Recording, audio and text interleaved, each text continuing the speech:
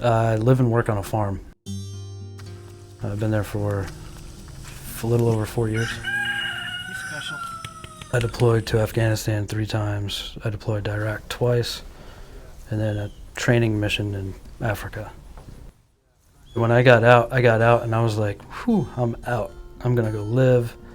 And then you don't realize you're leaving everything that you know and everything that you are proud of. And then the minute you start slipping, all of that goodness kind of goes away. And then you do find yourself completely alone. And when you're alone, it just gets darker. It does take an amount of courage to come in and just kind of admit, okay, I'm not in control anymore. Jon and I first started working together several years ago, and I originally started seeing him face to face. As a psychologist, my training background has been specifically in treating PTSD over telemental health. Home-based telemental health really adds another layer to the services to veterans where we're coming to them rather than us relying on them to come to us. In the beginning, people were not very familiar with what telemental health was, and we did a lot of the seminal work that's published right now to prove that seeing patients in person is just as effective as telemental health.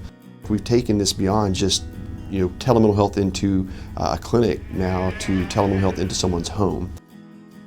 It was difficult for him to leave the farm. Just different responsibilities tied to the farm that it was really difficult for him to leave. That's where the home-based therapy I thought was actually perfect. I'm an hour and a half away, easy. So getting in the car and driving all the way down here, thinking about what you're gonna say and thinking all this, before you even get in the office, you can't sort of decompress first. I was hesitant because I wasn't sure who was all gonna be involved in this thing, and I'd really like the personal contact.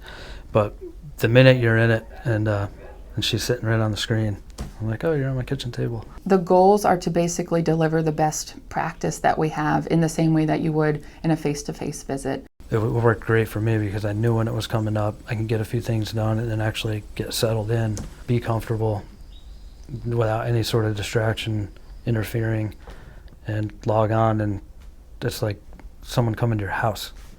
I mean, it's pretty awesome and helpful.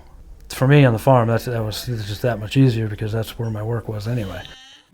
You're dealing with guys that are warriors. They can pretty much walk into anything from a fire to a firefight. But to walk in and talk about things is like a different fight. I mean, there's guys that they really need it. They just can't get there.